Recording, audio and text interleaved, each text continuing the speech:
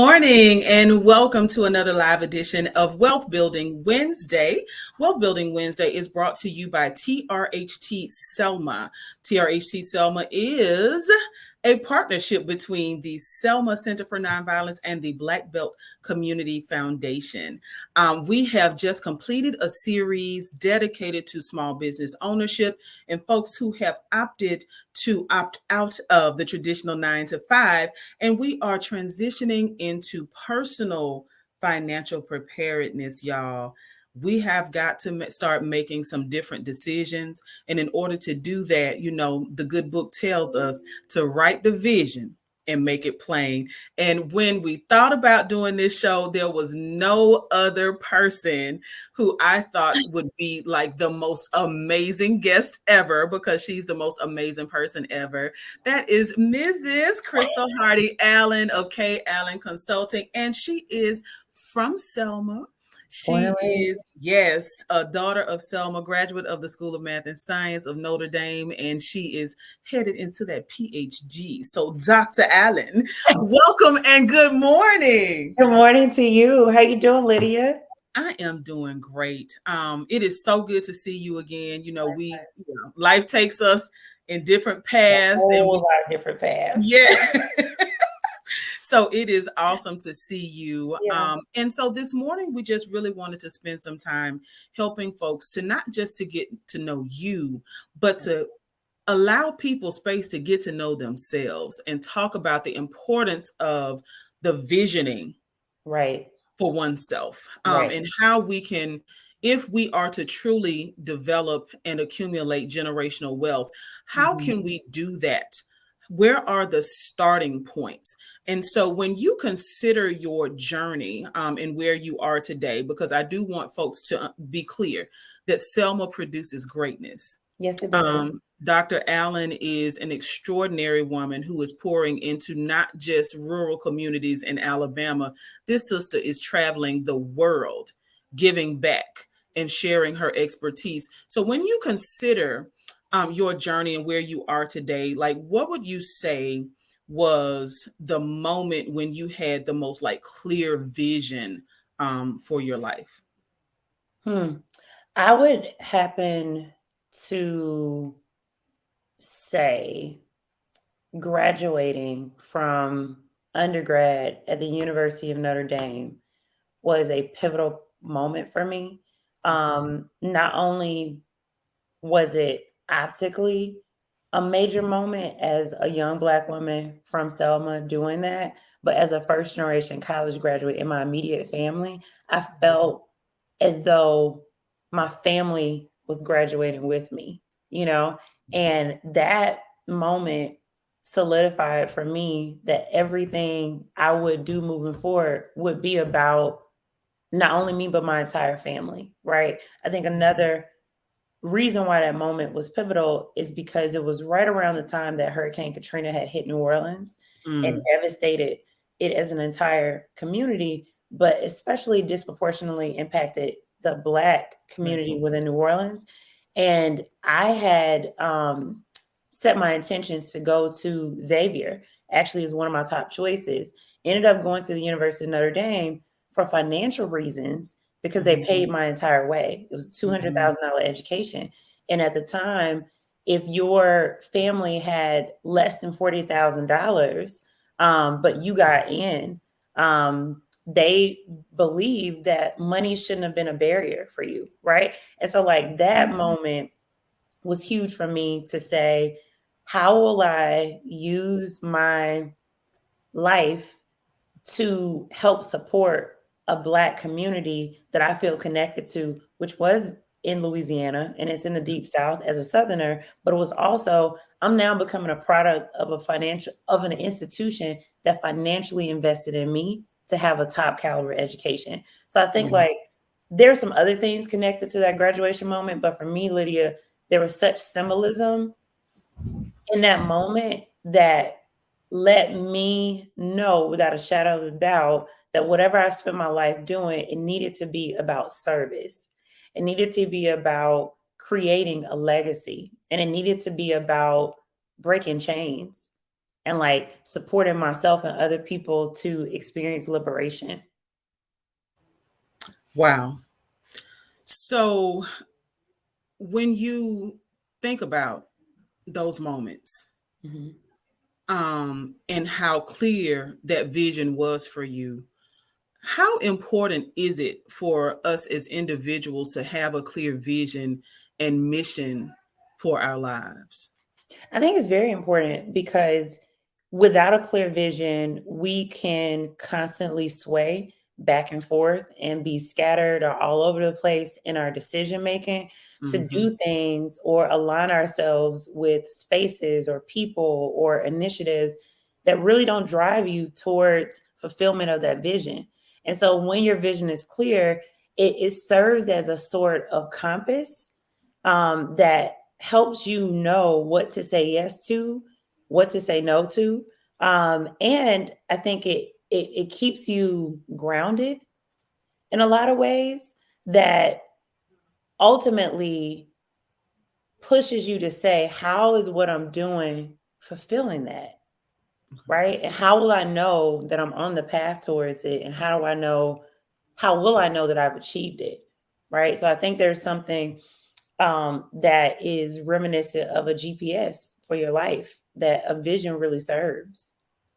And so now a part of what you do professionally is helping organizations and individuals identify what their mission is, identify Mhm. how to even the steps to write a successful mission statement, Right. visioning for Yep. organizations. Yep. So I recently had an experience with some young people Mhm. and actually followed up with a conversation with my son, and asking about what is it that you have planned. I Mm. asked high school students, these were high school sophomores, juniors, and seniors, Okay. 10 years from now, where do you see yourself? Yep.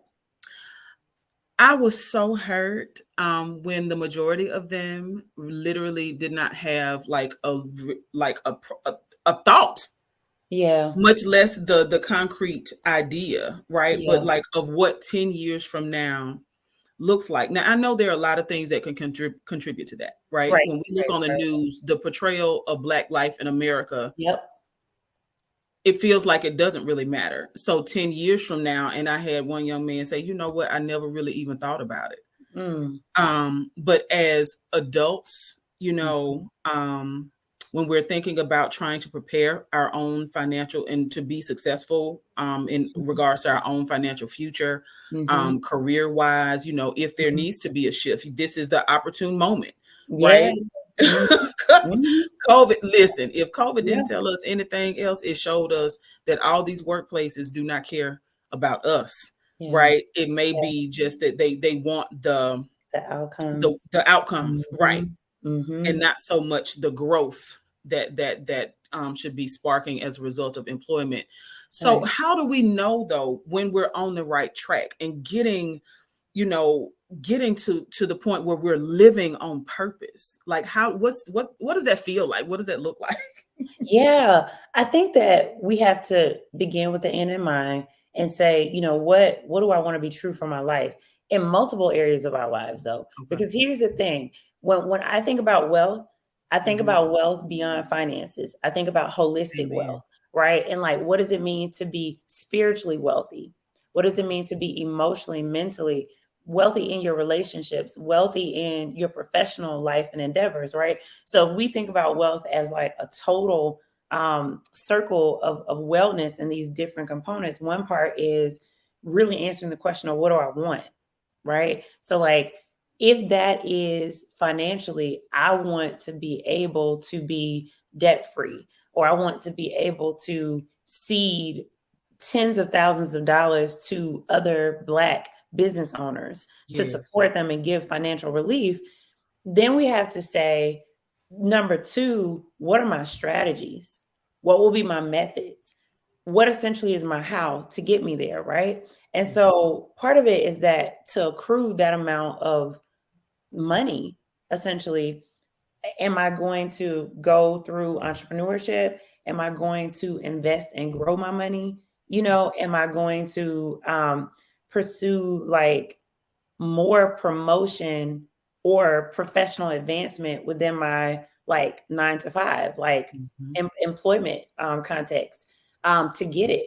Because the reality is that the gap between where you are and what you want has to be a plan, and so without that plan, we really can't quite estimate whether or not we're going to get to the finish line. And the other piece of that is, along the way we get to know our benchmarks, right? So a year from now or 2 years from now, I want to have $20,000 saved in an account that I'm not touching, or I want to have $1,000 saved by Mhm. December. And if I want that, then what am I going to cut back? What am I going to do? What am I going to sell? What am I going to execute in terms of an action to get me there? And it's combined with discipline, of course, Mm. because the discipline is, I think discipline pushes us to say, how bad do you want it? You say this is what you want, but are you willing to give up short-term gratification for long-term gain? Because what may be satisfying for us in the immediate moment, may not be what's best for us. And it Right. doesn't often feel good to work your plan, but you have to trust the process that what you are doing will bear bountiful fruit. I'm so glad that you talked about that desire for us to have immediate gratification. Mm-hmm. There's an article in the Atlantic that talks about how social media has Ooh, caused us to kind of dumb down as a society, and that we're truly not engaging in real conversations anymore, but rather getting behind keyboards and yes. and tackling issues in many times a very destructive way. So when you Yeah. talk about the immediate gratification, like the immediate gratification of getting on Facebook and Yeah. sharing how you feel about a certain Yeah, situation, yeah, yeah. You don't have to right? say something about everything. Not Right. everything deserves a comment. Exactly. you know? And so having that plan in place though, right? Right. Even when it comes to something as what we may think as small as social media, because who knows if you're starting your own business Right. and you feel like everything deserves a comment. Yep. Then what happens when those comments start to impact your business or Yeah. impact your brand? So here's something that I think we have to think about. Everything has to be done with intentionality. Even your social media presence is Mhm, about vision setting. So even though you are a business owner, or even if you're not and you are a professional or you're a college student or whoever you are, you have to be thinking, how do I want to be seen?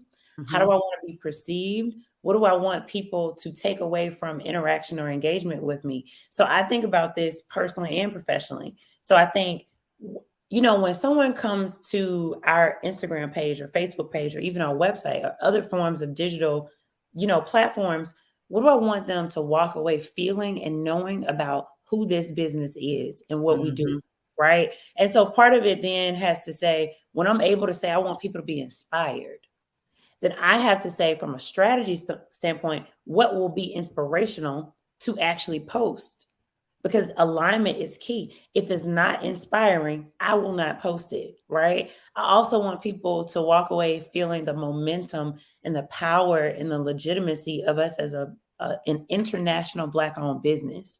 And yeah, so I have to then say, what type of content will help people see that we are like in many different places, to help them see that we are Black and we are proud, right? And so yes, content has to align, but the personal aspect is the same thing.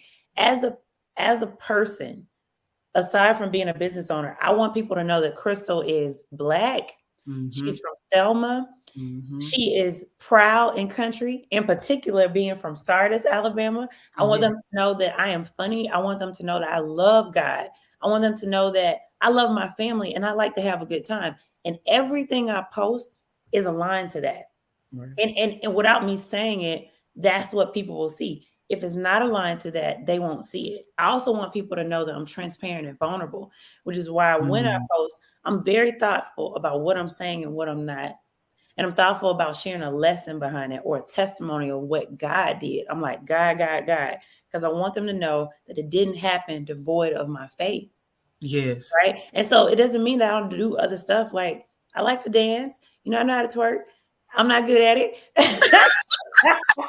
But the reality is that the details of my social life, you don't necessarily see posted Right. online, because I also recognize that some things are for my private life and my private circle and lived experience, and some things are for public consumption. And so I get to Absolutely. make a choice of what people see and what they don't see. And I want them to recognize then that there's intentionality about what is being curated. It's not on accident what's being curated. So now the wisdom that you're pouring into us in this moment begs me to ask, as we travel along this journey called life, how important is it for us to have mentors, whether we are youth or even as adults, Mhm, people mhm. who can coach us along the way? Yeah, Are we setting our yeah, expectations too high when we say that we want our friends to be our yeah. mentors or our coaches? Is it Mm, important to have folks yeah. like that in our lives? Absolutely. I think that it is important, and I forget who actually coined it. I don't know whether it was Dr. Gloria Ladson Billings or someone else. I believe in crediting people for their work and their thought leadership. But I Yeah. think we should have windows and mirrors, right? Okay. Mirrors represent representation. You need to be able to see people who look like you, who resonate with your identity doing things, right? Which is why Black Panther was such a pivotal film for the Black Yes. community, because we saw ourselves. And in particular, we not only saw Black people, we saw dark skinned Black people who had not been in the forefront of major leading roles from a Right. casting standpoint, right? And so we need to be able to see ourselves, but windows represent possibility. You need to see what is far beyond you, because until you see it, it is very difficult to be what you cannot see. Right? And so Absolutely. the reality is that for me, when I see business owners, and in particular Black business owners, and in particular Black women business owners, doing major things like purchasing commercial real estate property, it shifts my mindset to say, I'm not only going to lease an office in somebody else's building, I'm going to buy my own doggone building, right? Yes. And I'm going to go after it. And I'm doing it because I see the inspiration of what someone else has done. And it gives me permission to dream, Yes. even dream beyond that, right? And so I think that we have to be very intentional about what we allow into our eye gates, Okay. right? What are we watching? What are we trying to be? What are we trying to emulate? In what spaces are we allowing ourselves to dream and imagine and go after it? So could it be that that some many times our youth, because when I hear, again, going into to my frame of reference in the community working with young people, Hmm. high school students, Yeah. when I hear the desire, the top, three careers: rapper, basketball, football play, Hmm. right? At the Hmm. professional level. Hmm. So is there something that we're not doing as the generation before them, to help them see that there's potential beyond Hmm. being a rapper, a dancer, a basketball player, a Hmm. football player? Yeah. I think number one, storytelling is important, right? Mm, I think mhm. that people, young people, and really all people have to see again what is possible, because when there's a limited portrait of what is possible, that's what you gravitate towards, because that's the only thing that you know, right? So part of it is that if I see that an NFL player went back to their hometown and they built a new school, a Yes. multi-million dollar school, right? Mhm. You're like, I want to be able to do that. And in order to do that, I got to have that type of bread and I got to be in this profession. And the reality is, and this is why I believe walking in your purpose and the pursuit of excellence at what you do is so important.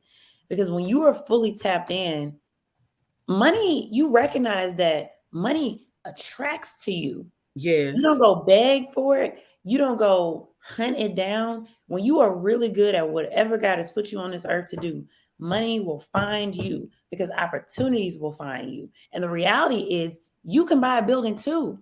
You Mhm. don't have to be an NFL player to buy a building, right?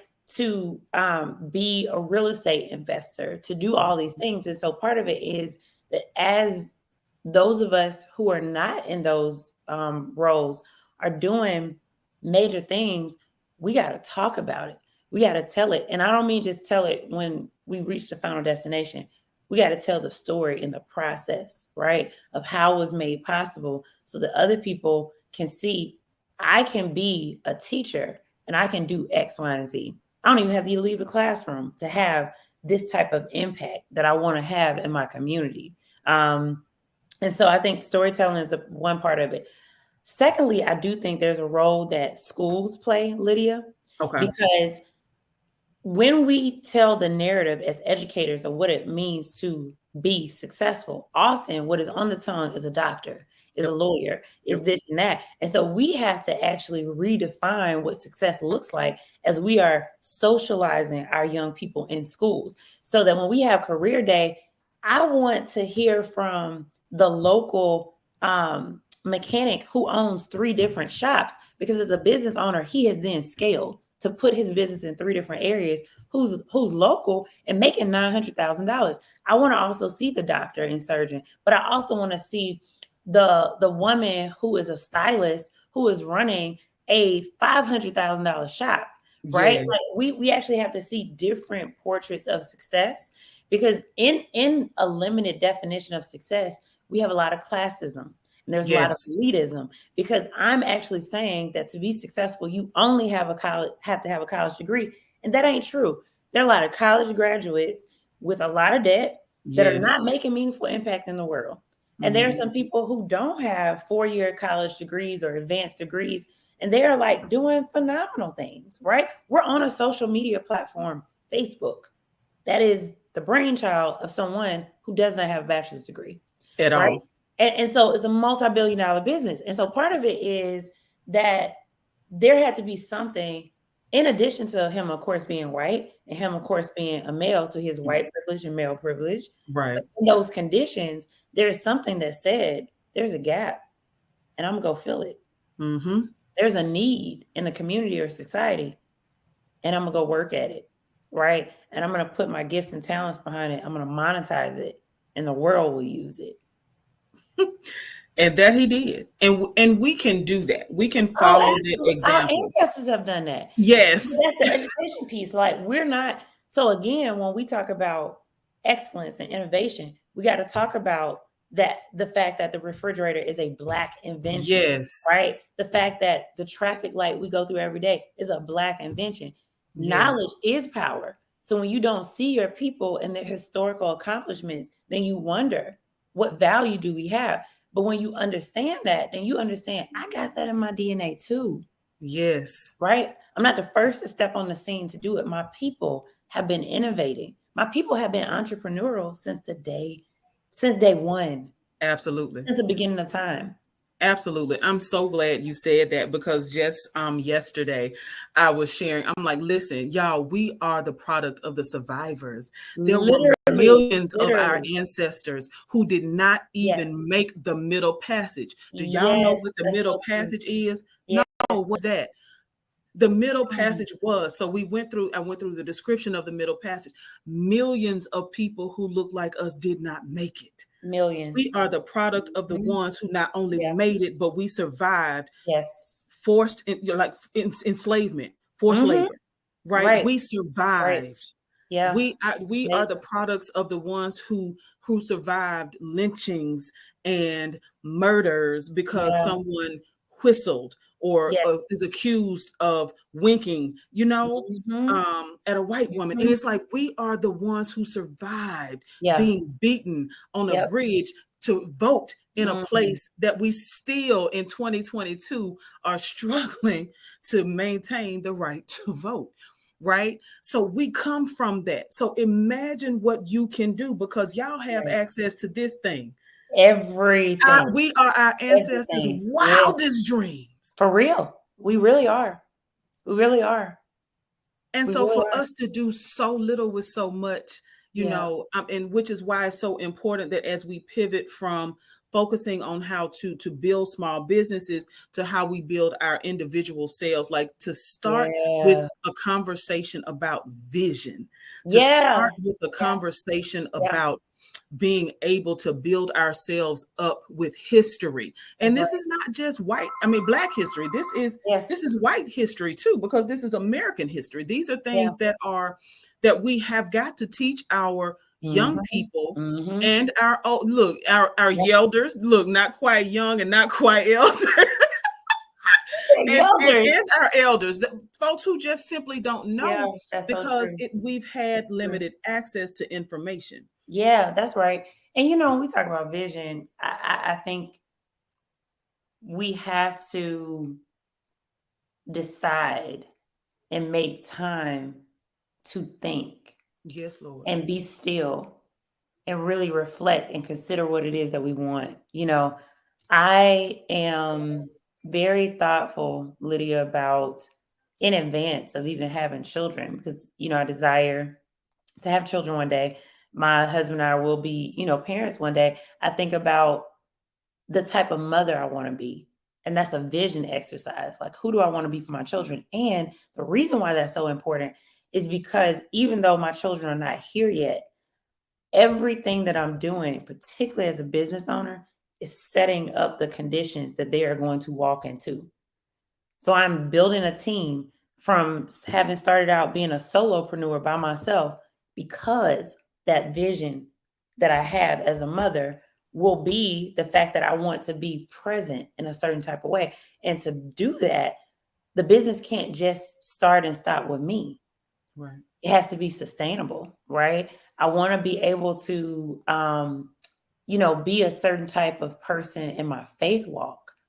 And in order to do that, I have to make daily decisions about time that I'm carving out for prayer, time that I'm carving out to read my word, time that I'm carving out to be plugged in to the local ministry here in New Orleans that I attend. And so I think that I can't underscore enough the importance of sitting and really saying, what do you want? Yeah. And not comparing and contrasting what you want to what someone else wants, but like at the end of the day, what is going to make you happy? What is Yeah. going to make you feel free? What is going to give you peace in your mind and your spirit? What will you be satisfied with when it is your time to transition from this earth, knowing that you have done for not only yourself, but for other people? Yes. You What's in know? that dash? Yeah, that's We know true. the That's beginning real. date. We Yeah, don't know the end date, but what's yeah, in that dash? that's right. What's in that in between? What have we done? Yeah, yeah, Man, girl, okay. So we always have great conversations, and I know our 30 minutes is almost up, but I do yeah. want to just quickly because you're from Selma by Mhm. way of Sardis. And yes, look.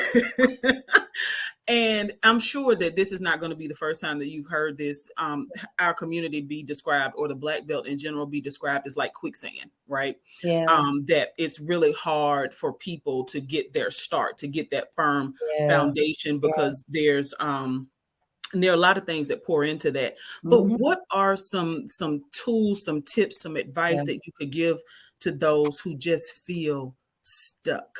They yeah, can't pick up and leave, but what's step one to getting unstuck, if you will?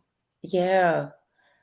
I think step 1 is taking an inventory or auditing or paying attention to what is your holding space or what is your day-to-day environment. And what I mean by that is, what am I listening to throughout the course of a day? That's inclusive of like radio, music, what am I watching? Shows, movies, documentaries.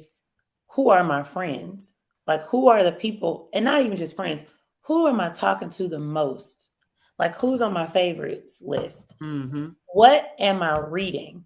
There's something to be said about whether or not what you are consuming and what you are surrounding yourself with, whether it is helping you to propel forward or whether it is contributing to that emotion that you feel of being stuck. right? Because if I, for instance, just hear over and over again, this is where it's at. And I don't mean physically, geographically. I mean like wherever you are, whatever your Mm-hmm. scenario is, whether it's like your life with a partner, whether it's the job that you're working on, whatever scenario you're in, if you hear language that this is all you deserve, Mm-hmm. you can't get better than this. You should be grateful for what you have only, period. And not be surrounded by permission to want more, to be more, to give more, to do more, then you're going to be constantly stuck in that holding pattern, Yeah. right? And so part of it is then to say, how can I make changes to then invite new information, new ideas, new possibilities, new content, right? That's even in who you follow on Instagram Yeah. and social media. How is what you're feeding yourself keeping you in a rabbit hole? Or are you allowing yourself to tap into new people to say, like, I didn't even know that was possible? Or let Yeah. me learn about this because I don't know, right? I don't know what it means to invest. I don't know. We all got to learn. We got to start somewhere. But I think that making those changes of what you listen to, what you're watching, what you read, what you consume, who you talk to, who you're plugged into, who is your mentor, who's your role model. If you don't have one, who can become one for you Yeah. is a major step, because it goes back to this idea that what sometimes we're surrounding ourselves with are things that are no longer, or people that are no longer, or places that are no longer serving us, Yes. right? And so we're trying to produce water from rocks, and the rocks were never meant to plenish us, Right. Yeah. you know? Yeah. So that's one thing that I think about that can be really pivotal. So, I just invite everyone who is watching live, who may be listening to the radio rebroadcast, to take step one. Yeah. Start today, start this evening, start first thing in the morning, but take inventory of Yeah. your day to day environment. What are Yeah. you listening to? What are you reading? What Yeah. shows are you tapping into? Yeah. What do How you are you want? even starting your day? Like, what's your Right. morning routine? Do you roll over and go straight to your phone? Like, how do you start your day? Right. Yes. Yes. So that is our challenge. Listen, Yeah. Dr. Allen has issued us a challenge. We are to take an inventory of our day to Yeah. day environment Yeah. because, just as she said, listen, Yeah. there are times where we have to cut folks loose. Things, we have to let those things go because they no Yeah. longer serve us. And let me say this, Lydia, we don't have to Mhm. vilify those Exact. people, those Yes. places, or anything. Like, it's just that gentle distance Yes. to remove yourself from Yes. environments, or lessen contact, or do whatever. You know what I mean? Hmm. To just move forward in what is going to help you, right? And put you on a different Absolutely. track. Absolutely. So I want to thank you for taking time out. I know you are a busy, busy, busy woman, but thank you for taking time out to pour into our community yet again with your skill and expertise. Y'all, you have been tuned in, watching, listening to Wealth Building Wednesday. We broadcast every single Wednesday from 10 a.m. until 10:30 Central Standard Time, right here on Facebook and YouTube. If you are listening to the audio rebroadcast, we just want to thank our media partner, WBFZ 105.3, for caring enough to share this valuable information and all of the tools that we make accessible, y'all. Yeah, Taking an inventory of your day-to-day environment, that's an accessible tool that we it can is. start on our lunch break. All That right. part. That So part. if we are serious about building wealth, whether Yeah. it is financial wealth or increasing our physical health, Hmm. start today. Let's take Yeah. inventory, y'all. Dr. Allen said it. Look. So we are going to get out of here. Thank you Yeah. again, Dr. Allen, for being with us. Thank you. Thank you, everyone who has tuned in. Y'all, please like, tag, and share. Set Yeah. your reminders because every single Wednesday from 10 to 10:30, we come to you live with Mhm. Wealth Building Wednesday. Love it. See you next Wednesday. Bye, y'all. Thank you